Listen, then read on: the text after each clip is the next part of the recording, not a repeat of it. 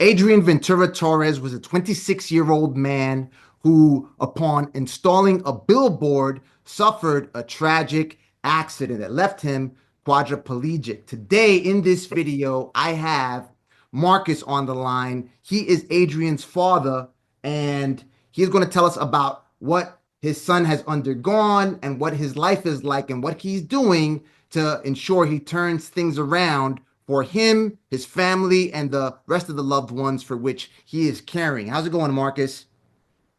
Hey man, how are you? I'm alive. I can't complain. Absolutely. So, what were the injuries that your son sustained?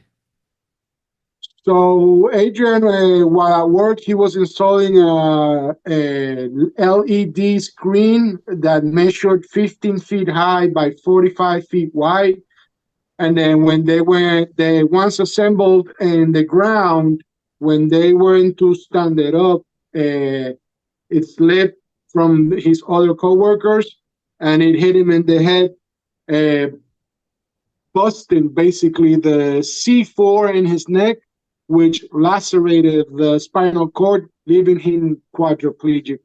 Wow. And tell me about his life prior to the accident. You told me he was a bodybuilder. Correct. He loved lifting weights since he was maybe 12 years old. He was a grade A student. He went to college. His life revolved around working, gym, and his loved ones. I could see that. I could see that. He was real active as the first video clip shows, dancing Yeah. salsa. You guys are from Puerto Rico. Yes, sir. So what else did he do? He did salsa. He was very He active. You loved told me dancing that. salsa. He was a bodybuilder. He loved going to the beach. He loved nature walks, going to different places around the island, like rivers, waterfalls, rainforests. He was a very active person. Question, how much did that billboard weigh? According to what I was reading on the GoFundMe The, page, it the was, I think frame, a the colleague could frame, not handle the weight. yeah, the frame. Which is basically 500 pounds per piece. And I don't know how much, to be honest with you, I wouldn't know because, we weren't there. We don't really have all that info, but it's a 45 by 15 feet high frame. So you can only imagine how much that weighs. Okay. And this was right after the accident, correct? Correct. Immediately, once after he got hit in the head, he went quadriplegic. Thank God that he never lost consciousness. Up until this day, he has not had the need to be tube. I don't know, for lack of a better term, intubated. I think that's the right medical term for it. Uh, for feeding and breathing, he has been breathing and feeding him without any assistance except us giving him food, putting it in his mouth, basically. I get it. I get it. Wow. God bless. Yeah, at least he's able to do that. And I mean, I can't say that I have been in your shoes. I have been in what I have seen is challenging situations. Nonetheless, what I will tell you is that you are here because God knows that you can get through all this. And I know that this is the laceration itself, correct? Yes, sir. That's where he got hit with a frame. Wow. How long was it? How big is the gash, the injury? It's about inch and a half long and about three-quarter inch wide, maybe half an inch deep. Okay. So what is he unable to do as a result of these injuries? I mean, basically, right now he cannot move anything below his neck. He's just, in a bed right now. Okay. He's still hospitalized. He's been hospitalized since June 7th, which was the date that the accident happened, and it was when he was taken to the hospital. In that image right there, you can appreciate the cervical number 4, how it's split in you can only see two parts there, but it's that there were more pieces in there. And not only did that happen, we had to wait about 14 days before he could actually be intervened surgically to get whatever the pieces of the cervical were in there, and get a metal plate from the C3 to the C5 attached with titanium bolts. Why did he have to wait so long? In Puerto Rico, it's very difficult with the surgeons. There were no surgeons available on the island at the time of the accident, and they did not want to send him stateside just because they were afraid to move him. Also, uh, Oh, trying to avoid making it worse for him. oh, but they could have done so. They could have moved him stateside. I, I'm pretty sure they could have if they wanted to. Yeah. Okay. What are some of the challenges that he encounters with his? Well, right now, I mean, emotionally wise, I would say it's his biggest concern right now. We are trying very hard. We are believers. We believe in God. We believe that the miracle will be done. We are constantly praying for him to have a positive attitude. I'm not saying that he does not have one, but we can only imagine what he's going through, because personally, I have not been through any situation like that. So I wouldn't know, but he cannot move. Bowel movement has to be done manually, literally, for him. He cannot go to the bathroom by himself, so that's one of the limitations. Feeding, scratching, even he's scratching his nose, he cannot even do that. Uh, Much less, even sit down, because he's been laying on a bed for a while now. Now he has an ulcer in the back that it gets healed, but then it comes back. So those are, and more, there's plenty of stuff that's going on all at the same time. Ingrown toenails that had to be removed, for example. And I could go on and on and on naming stuff just to give you an example. I just said those. Now he's unable to perform these activities because it broke which part of the vertebrae you were telling me? I believe it's C4, you said? The cervical number four. C4 is what it's called. C4, C4. So it takes, it manages signals between the nervous system to all those parts that actually allow him to move and do what he was able to do before, Right. correct? Or Yes, sir. So the bone fragments lacerated the spinal cord, which right. caused the quadriplegic situation. Okay. Okay. Wow, incredible. I mean, my prayers are with you. And the other thing that I wanted to note is that regardless of what you encounter in life, Marcus has taken it upon himself to ensure that he is always providing for his family, providing for his loved ones. If anyone wants to support the GoFundMe or any funds that you require now, you were telling me about some of the resources into which you want to tap, for instance, taking him to a facility out in Chicago or a facility in Georgia. Can you tell me more about that? Correct. Through our research, we found that there's a place in Chicago called Shirley Ann Ability Lab, which is known for helping patients like Adrian to actually at least move their hands, and be self-sufficient to a specific point. But a win is a win, they say, and we'll take anything that will help Adrian. That as small it might be, we'll take it. And we want the most important thing for us as parents is that we want to know that we did everything that we could to give him the opportunity to get back to his feet. whatever it may be, whatever the outcome at the end of the day. We just want to know that we did everything within our reach, and with the help of everybody that's out there, to give him the opportunity to at least try and get rehabilitated. Now, I'm pretty sure that, again, like you said, we can't even imagine how he's feeling. He did not even want to appear for an interview because he didn't want people to see him. And I totally understand the position from which he's expressing that sentiment. So, how does it make you feel that you see a gentleman that you've known since childhood, and then now he's grown up, and you even moved, based off what you're telling me, you lived in South Carolina. He already lived in Puerto Rico, so he was already on his own, fending for himself. And then now to see him in this situation, how does that make you feel? Uh, Castrated in a way, for lack of a better term.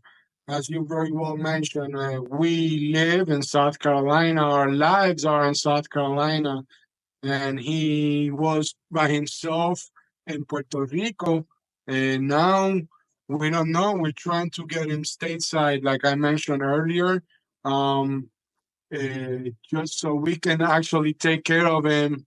And again, we know for a fact that there are better opportunities stateside than on the island. For example, we're trying to come up with all this money, not just to buy equipment, but to transport him to the United States in a ambulance, air ambulance, which is very expensive to do so. Even to the closest airport, which would be Orlando, is like $50,000 just to get him stateside. Wow, The, incredible. the car that he might need eventually to drive, or for us to move him around in that wheelchair, is $100,000. Therapies, they can go anywhere between $7,000 to $10,000 per therapy. So it's all money, and we are believers that by doing what we're supposed to do on our end, we will eventually, our message will eventually fall into the right ears and touch the heart of someone or many ones that will help us achieve what we're trying to do, not for us, but for Adrian. I get it. Absolutely. Absolutely. No, and also Marcus has taken it upon himself to also invest in our training program to ensure that he has every single resource available to him that he can explore or exhaust to put himself in a position where he can provide for the treatment of his child. He wants to work with a organization called Freight Farms. I believe another student that I am working with also wants to work with this organization as well. So you want to set up what's called a farm in a container, for lack of a better term, correct? And Yes, sir. basically, It's called Control Environment Agriculture. And mhm, this company right here, Freight Farms, they have developed a farming in a container, a shipping container. right. And basically, the produce that comes out of this, it's 100% organic. It's you use 95% less water than conventional farming. It doesn't matter if it's snow, if it's drought, if it's raining, if it's whatever kind of climate you might have outside. Control environment agriculture allows you to grow 12 months a year, 365 days a year. So it doesn't matter what's going on outside, inside your farms are safe, they're growing, and all you got to do is maintain it. Now, as I told you, the best form of you attracting investment towards anything and also getting people involved so you can have the funding to do whatever it is that you require is performing some form of bootstrapping on your own to get your business rolling. You told me that you are working with some land out there. So there's a book that written by Booker T. Watley on how to make $100,000 farming 25 acres. I have to source out the exact place where I can find like a PDF so I can get it to you. If it's even taken the book, I'll go ahead and send it to you so you're able to go ahead and read it. And also, we could explore, like USDA .gov grants, or because you told now on your farm, or rather the land on which you plan to establish your farm, you said it's like what? You said 30 or 40 acres that you have available or something like that? Yeah, I mean, I personally own about 2 acres, Mhm. but they are part of a 30-acre farm, which is a family-owned land. Okay. Can you farm on there now, even on those 2 acres? Yes. Okay. Yeah, so there may be some type of activity. So, like I told was telling you on our call yesterday, if you take a look at, for instance, on YouTube, because one of the key things, I'll just share some stuff with you, and most of the people on the channel who've been watching me for some time know that I have been on YouTube, have tried to help people not only try to seek funding via grants, but also seek funding via, okay, what do you have to put together to package it in a way so, all right, you have something, as opposed to, all right, listen, I got an LLC, give me money. All right, show some kind of value, because that's the way that I've gotten out of sticky situations. Like last year, I got into a car accident, August 23rd, 2023. And well, actually, the year before last. And I mean, it felt like I was in a fight with prime Mike Tyson, not the Jake Paul of Mike Tyson, because the airbag actually hit me on my head. And then 13 days later, I had to take my wife to get some corrective skin surgery because she had a an infection that could have potentially been deadly. So after that, we had to live in Chicago for some time, for a month out there. I'm coming out of my pockets anywhere from $800 to $1,000 a night to ensure that I was able to withstand everything. Again, I went back to ensuring, all right, how could I deliver value to a community? I dropped my ebooks around that particular time, and I was selling them, made some money that helped me go ahead and sustain it myself. In short, basically just going out and delivering value to a marketplace, which is what I am doing with my programs to ensure that I have the resources necessary to help people in the community, such as Marcus and his family, to provide for themselves and provide for their loved ones and all the people that our true and living Father has assigned for us to serve. So if you look at, Amen. content on farms or whatever, you look, for instance, a day in the life of a small farm. He farms 35 hours a week by himself and makes six figures. So you start to see these stories of people that may be self starters, and you model content like this to start to attract a following on this platform, in particular on YouTube. And then, you start getting people on an email list. If you have some type of crop that you can grow and start to also generate revenue that way, if you have the ability to do so. Or it could be all along the lines of course, complete support for your son. For instance, if you just take a look at the query for the keyword quadriplegic, let me see if I spell it correctly. Quadriplegic. Quadriplegic, right? So you start to see stories like woman becomes quadriplegic after hammock accident. That has a unexpected spin, because who would have thought they'd become quadriplegic after jumping on a hammock? As a matter of fact, I may not ever lay on a hammock again. I used to always do so when I went out to Colombia, because you rent Airbnbs and they got hammocks out there. So anyway, bike accident leaves Houston spine surgeon as quadriplegic, and life as quadriplegic after a horse riding accident. I understand that Adrian doesn't want to vlog or do anything, but perhaps if you'd be open to it, or someone else, perhaps his mother or anyone on his behalf, to model content like this and start to attract a following. So that following could again help support your cause, which is, of course, prioritizing Adrian, and perhaps even make a bigger contribution towards this ailment that is plaguing humanity. It's I'm pretty sure that you've probably seen all kinds of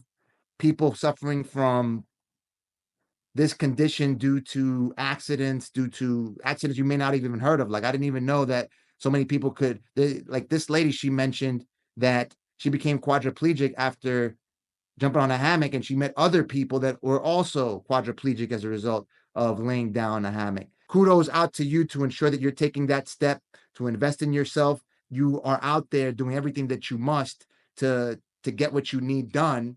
I mean, and also tell me about what the injuries that you've sustained recently, because you told me that you also fell off a pickup truck and you're also going through treatment and everything. Yes, on January last year, I had a work-related accident as well, where I went to get out of a truck. I stepped on I forget the name in English. When you open the door, that thing when you stand to get off, side something I can't remember. But anyways, I slipped and I landed on my buttocks and I hit my back with the rails on the truck and I damaged two cervicals in my neck. I fractured two thoracic vertebrae in the middle of my back. I had a slight tore on my left shoulder, and I also got hurt on my lumbar. So right now I'm going through medical attention and therapy for that accident as well. Right. But the one thing I will tell you, I mean, those are a number of challenges. You know, you are encountering all of this stuff, and I'm pretty sure that doubt, anxiety, any type of negative feelings that feel limiting to what you're Yep, capable of doing, as you told me, you felt as if you're figuratively castrated, disempowered, they attack you. But regardless of what, we got to keep moving forward. You know, if correct. again, God knows that you're able to handle this. That's the reason Amen. why it's presented before you. Amen. Amen. We strongly believe that, and we strongly believe that He does not give us a cross that we cannot bear. Absolutely. Absolutely. Amen. Absolutely. No, so you are doing everything that it takes. I mean, we're just warriors on this planet. I lost my stillborn son at when my wife was 6 months pregnant back in 2018. And I just say, perhaps he's too good for this world to be fighting. And that's what we're here. We're fighting. And all this pain that you're enduring right now, it's all temporary and you will get through it. And it's an honor for me to be able to help you go ahead and get through it. If anyone wants to support directly what they are raising here via the GoFundMe page, I'll go ahead and leave links in the video description below. They've raised $12,000 and they even held a raffle. So this lady is discussing how she won the raffle. It was for a TV. Can you tell me more about that? Yes, in our effort to try and come up with funds, uh, somebody that we know, a friend of the family, donated the TV Okay. specifically for the raffle. Right. And those pictures that you're showing right there, that's another fundraiser event that we had at the gym where Adrian would go and work out. So they were kind Wow. enough to allow us to have a fundraising event that day also. And that lady that you showed earlier also was the happy lucky winner of that 50-inch 4K TV that we raffled. All the money went straight to Adrian's fund. Like I said, we're not doing anything for us. Everything that we do is for him. And thank you for the opportunity. And thank you to your viewers also. Yes, thank you. Absolutely. No, absolutely. And that's what I wanted. That's what I want to sure I'm able to do with the programs that I'm launching on the channel is to ensure that people put themselves in a position where, regardless of what, because a lot of people they're going through a number of tough circumstances that watch me on a regular basis.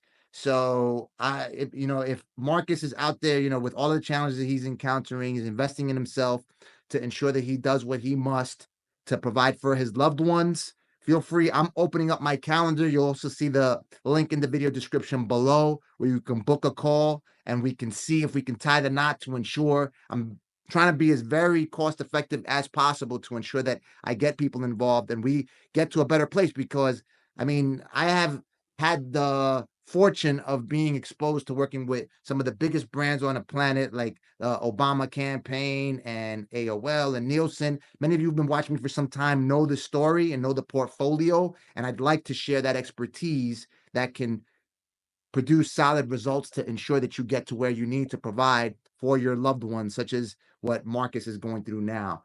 Any closing thoughts? I just want to say once again, thank you to all of you watching for the first time. I've been following Neil since COVID hit. Um, I regret not having taken action earlier. Excuse me, but don't waste your time. The time is today. Tomorrow you might not be able to do anything. So stop procrastinating. Uh, I've also started reading books on discipline, which will help me, I know, succeed in what it is that we're trying to do. Now I'm going to be working together with Rod Squad and with Mr. Neil Rodriguez here. Um, and we're looking forward to the outcome of our venture together. Thank you for the Absolutely. opportunity.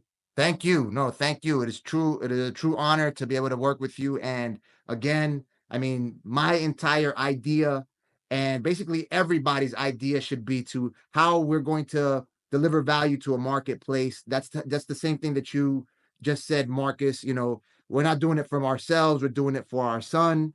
Of course, we do everything for our family.